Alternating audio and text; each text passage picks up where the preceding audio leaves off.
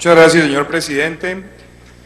En realidad, cuando empezó este debate, y como había sido planteado en los medios de comunicación, se había presentado una especie de canibalismo y de disputa entre unos sectores industriales y unos sectores agrarios o agroindustriales, y por eso quisiera compartir con ustedes unos mensajes que estamos ante una especie de dilema innecesario, porque los dos sectores son importantes para la economía nacional, entre otras cosas porque la economía colombiana está pasando por un momento que amerita reflexionar con suma profundidad.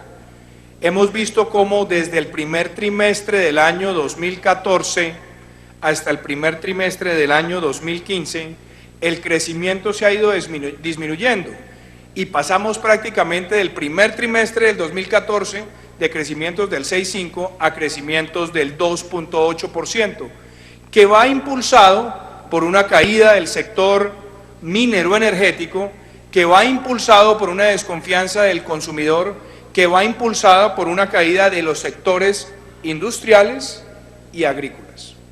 Y lo que ustedes ven en pantalla, apreciados senadores, no es nada distinto al comportamiento del anterior, por favor, no es nada distinto al comportamiento del sector industrial en los últimos 5 trimestres. Viene decreciendo. Y en el sector agrario, que es lo que está en la parte inferior izquierda, se ve también el comparativo del 2014 con este año y cómo se han ido comportando los sectores agrícolas.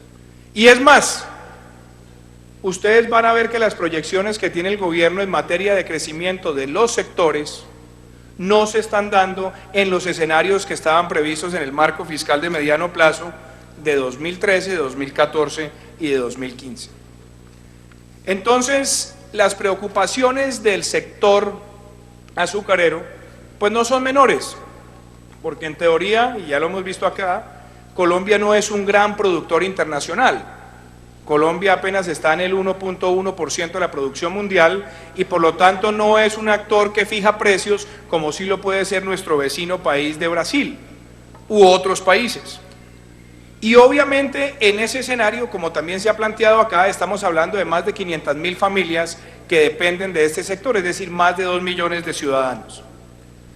Y claro, la mayor concentración de la producción no está en las grandes fincas, como lo decía también el senador Robledo en su intervención. Es más de 700 fincas tienen un tamaño inferior a 10 hectáreas y solamente 4 tienen un tamaño superior a 1.000 hectáreas, lo cual demuestra también que en el uso de la tierra y en la intensidad de la producción del sector, pues obviamente más del 65% de la tierra está en pequeños productores o medianos productores. Y el clúster, esa organización sectorial del sector, pues también tiene un peso que se ve reflejado no solamente en el tamaño de ingenios, en la producción, en la distribución nacional, sino que también va de la mano con la terminación de producto, con la agregación de valor, y por lo tanto es un sector que también es reconocido en las estadísticas y en las encuestas empresariales por su inmensa capacidad de innovación. Pero no por ello podemos dejar de entender las preocupaciones que también tiene la industria, que no son menores, y que además muestran que este gobierno tiene una política industrial de discurso, de palabrería. Miren, senadores, el presupuesto del año 2015, es decir, el año en curso, el 0,5% del presupuesto sin deuda es para el sector de comercio, industria y turismo. Y es apenas el 0,6% del presupuesto de inversión del presupuesto 2015 por sectores. Pero además grave, porque en el presupuesto que ya fue radicado por el gobierno, apreciados senadores, básicamente estamos viendo que el presupuesto del sector de comercio, industria y comercio va a caer un 9%, y el de ciencia y tecnología un 20%, y ni qué hablar del suyo, doctor Iragorri, que ya tiene una reducción del 39%. Pero además el plan de desarrollo, que debería estar viendo las urgencias del sector industrial, apenas destinó el 1,2% de los recursos para transformación productiva. Y este sector, como ustedes lo ven en pantalla, tiene unos costos de energía que son mucho más altos de países con los que Colombia compite, como Perú, como Estados Unidos, como Corea, como Chile. En costos de transporte, ni se diga, estamos, mejor dicho, a la delantera en costos de lo que vale exportar en Colombia y el transporte de una tonelada desde lugares de producción hasta centros de despacho de exportación. Yo no me canso de decir que en Colombia muchas veces transportar un contenedor de Medellín a Bogotá en un trayecto de un poquito más de 400 kilómetros, podemos estar hablando de costos que superan los $1.200 cuando el mismo trayecto en México entre Veracruz y el Distrito Federal vale 430. Eso solamente en costos de transporte con un competidor con el que tenemos balanza comercial negativa. Si pensamos en los costos tributarios, ¿para qué nos entristecemos más? La tasa efectiva de tributación del sector industrial en Colombia, y estas son cifras del Banco Mundial, puede estar superando el 65 y el 70%, que además, si ustedes lo ven en la encuesta que hace la Asociación Nacional de Industriales de Colombia, y esto es antes de la aprobación de la reforma tributaria, ustedes van a ver ahí esa enorme carga asfixiante que tiene el sector. Y claro, el contrabando, por supuesto que lo afecta, pero el contrabando de verdad, señora ministra, el que entra por los puertos, por los aeropuertos, ese contrabando técnico, no el que usted quiere colgarse la medallita del pequeño comerciante que es perseguido. El contrabando de verdad es el que genera los 6.000 millones de dólares en el país. Y además, la volatilidad del tipo de cambio. ¿O me van a decir que puede ser fácil para un industrial desarrollar política cuando el tipo de cambio fluctúa y simplemente se ve la indiferencia del gobierno y ni siquiera la más tímida preocupación de cuáles pueden ser los impactos en los sectores? Y nos dicen además, la gran mentira, que ese va a ser el gran motor del desarrollo industrial. Lo decían desde diciembre del año pasado, ya se fue un semestre y el crecimiento de las exportaciones del sector manufacturero ha caído 6.6 y de bienes industrializados un 20%. Y la participación del sector en el PIB pasó en este gobierno del 13 al 11%, la caída más grande de participación en el PIB de los últimos años. Entonces, el sector industrial, cuando ve todas estas cantidades de problemas, pues por supuesto que también trata de mostrar dónde puede generar disputas para tratar de mejorar sus costos. Y quizás ahí erradamente es donde han entrado en este debate sobre el precio del azúcar. Pero la pregunta de fondo es, ¿quién tiene la razón? ¿Será que alguno de los dos sectores tiene la razón más que otro o los dos tienen parcialmente la razón? El sistema andino de franja de precios es un sistema que ha sido concebido y fue concebido para regular precios en el mercado de estos países y enfrentar las fluctuaciones de un mercado internacional altamente intervenido por los países. Y ha tenido efectos positivos. Ha ayudado a tener ciertos grados de regulación. Ahora, que si es un óptimo, quizás ahí uno podría debatir. Y el Fondo de Estabilización de Precios del Azúcar, el FEPA, pues también ha sido un mecanismo para que Colombia trate de proteger un sector con esa enorme responsabilidad social y económica en tantos departamentos. Pero no por ello podemos dejar de señalar, y esto es lo que quiero también compartir en esta gráfica, que aún con lo que estas herramientas nos dan, pues los precios tampoco es que hayan sido tan estables. Hay fluctuaciones a veces abruptas, fluctuaciones que afectan también el mercado y que afectan a los proveedores y que afectan a los importadores y que afectan a aquellos que compran en el mercado local. Y eso amerita que se pueda hacer una revisión sana, no un desmonte brusco, una revisión sana para tener más eficiencias en el manejo de esas herramientas.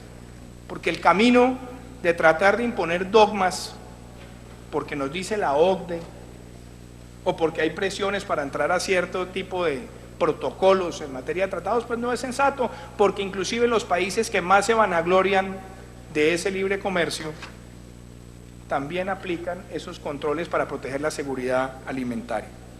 Entonces creo que esos dos mecanismos de política pública han traído beneficios en algunos niveles de estabilización y obviamente ante el interrogante de qué ocurriría si no existieran, pues es evidente que se produciría un gran daño en el sector productivo de departamentos como el Valle, donde este sector es el 36% del PIB agrícola, o como el suyo, doctor Velasco, que es el 31% del PIB agrícola del Cauca.